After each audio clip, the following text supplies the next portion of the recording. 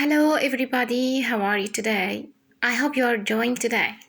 Okay, let's see conversation number 6. Do you want something to drink?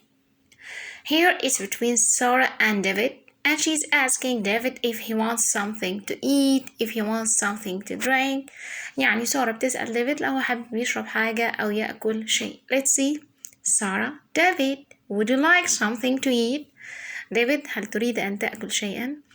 David, no, I am full. أنا شبعان. Sarah, do you want something to drink? تحب تشرب حاجة؟ Yes, I'd like some coffee. أريد بعض القهوة. Sarah, sorry, I don't have any coffee. للأسف ليس لدي أي بن. David, that's okay. I'll have a glass of water. حسنا، سأخذ كوب من الماء. Sarah, small glass or big glass?